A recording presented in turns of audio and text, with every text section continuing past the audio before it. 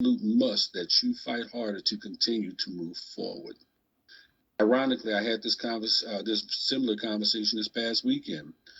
Another person, they weren't a veteran, but they were another person who just flat out told me, I just don't feel like I just don't feel like I need to be here. And I told that person, you are far from wrong. You do matter. Because they said, I don't feel like I matter. You do matter. You matter to everyone you have ever touched, every soul that you have touched, every path that you have crossed. Do matter. And quite frankly, for you to think otherwise, yeah, we'll see it being selfish. Because yes, life is hard. Some days are harder than others, but then there's some days that are better than others. And we have to applaud and love and appreciate those days that are better than others. So, snap two, get your gear in order.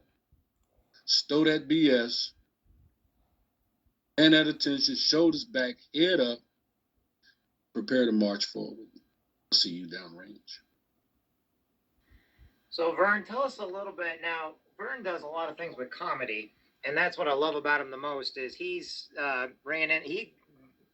is with veterans all the time, and one of the things that he does is comedy and everything. And he also does thank you for your service. I was reading something the other day. Actually, it's just yesterday. Don Knotts, okay, was in the Army during World War II. Barney Fife, right? Now, just be quick, get all the rumors out. He was never a drill instructor or anything like that. But what he does, he's got about 5 or 6 different World War II medals, and he was part of a comedy troupe during World War II while he was in. And he was in combat and everything else. But his thing was to entertain the troops. He was on mission at all times. You can go look him up if you want.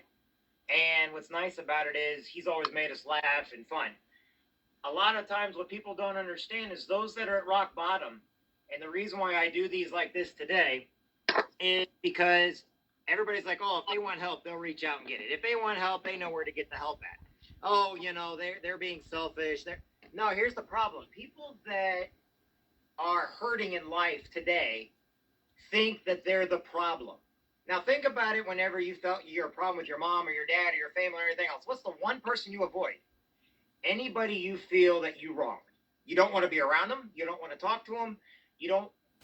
Now, imagine people, doesn't matter if they're military, if they're police, they're firefighters, doesn't matter if they got PTSD or just regular everyday Americans or everyday people in the world. They feel helpless and hopeless because they feel like they're the reason for whatever it is going on. They blame themselves for all the problems of the world. And by them trying to reach up to you is them basically hurting themselves. They hurt by reaching up. Why? Because they feel they're the problem. We have to reach down to them. We have to make people laugh. We have to include people. Yesterday I didn't say it too much, but one of the nicest things about my hometown.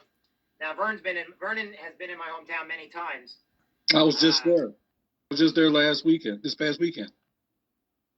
The one who brought coronavirus to Illinois, everybody. Remember that? Okay.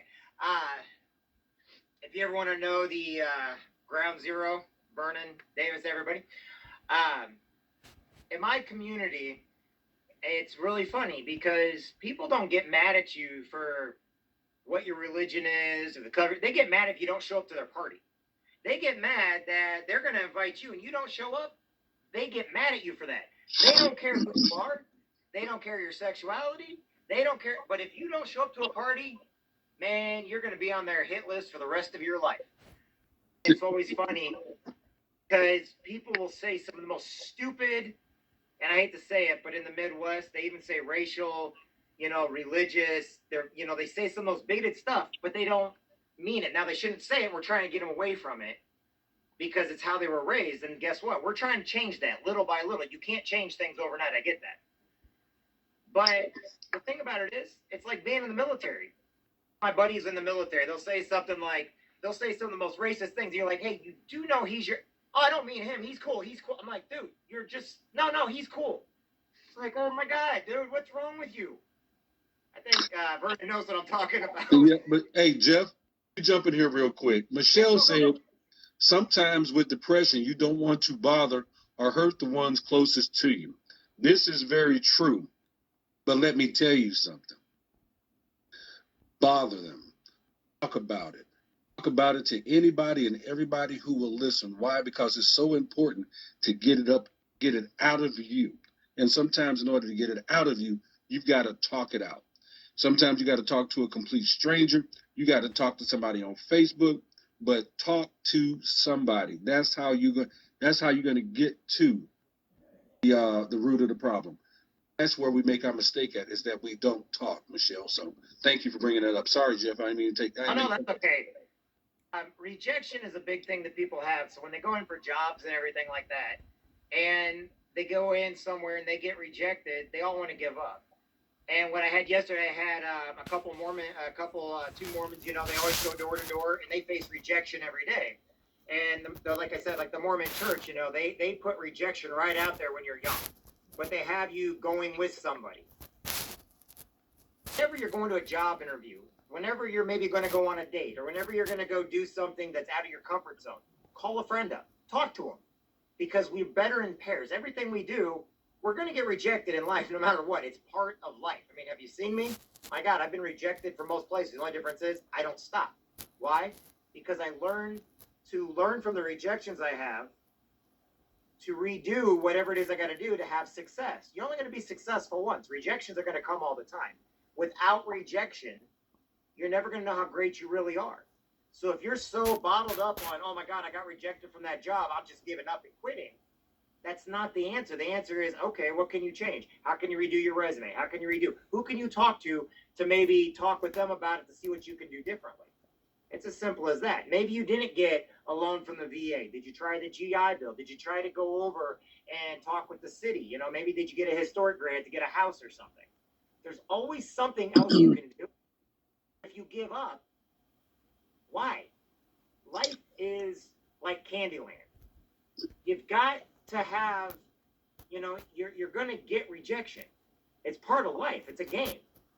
It's like, what, you know, you can take rejection on a video game, but you can't take rejection in real life. In a video game, you die. In real life, you get to do it all over again, and you get to try again. You get to try new things. You get to try different things, and that's what makes it great. You have to fail. Sorry, you have to fail, because if you win every time at everything that you do, when you do fail, your life will be over. So therefore, failing is necessity in order for you to be successful. I can tell you, I have failed. I mean, I have failed, been rejected, and denounced, and any other negative connotation you want to speak of. You have to fail. Before I met Jeff and he saw me perform, I had bombed so many times on stage, but it didn't stop me from doing what it is that I wanted to do. I have been rejected from jobs. I've been fired. I've been divorced. I've been broken up with.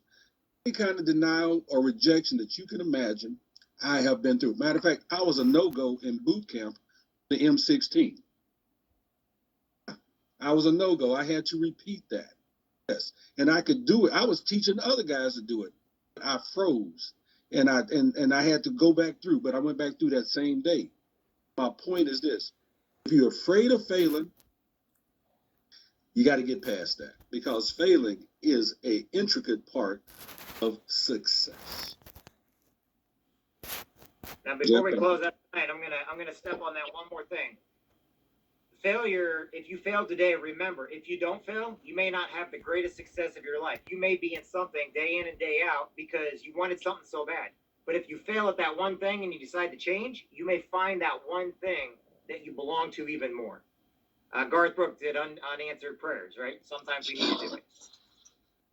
You know, like I said, it's just a song, but it means the world. You know, sometimes we just got to look at life and be like, hey, we're going to make it. Everybody, I want to thank Vernon Davis tonight for joining us. I want to thank each and every one of you for joining us tonight. I want you to know that you're never alone on anything you do, that every day you matter, every day you make a difference in somebody else's life, whether you know it or not, and more than the time you're not going to know it, but know that no matter what, who you are is making a difference in somebody's life for the positive, and that's what you need to learn. Anything you want to close out with, Vernon? I will close out with this: believe in you, believe in your higher power, believe that you are worthy, believe that You do matter. Believe that you are here for a reason. Believe that, yes, you are going to fail, but you will be successful. You will be more successful than you fail. And last but not least, whatever you do, don't be selfish. Do not be selfish. Because doing anything but living, loving, being a positive part of the people around you's life is just that. You're being selfish. Share you, everybody. I love you. God bless you. Hey, Vernon. God bless you too. Thanks everybody for joining us tonight. See y'all tomorrow at 7. Thanks, Vernon.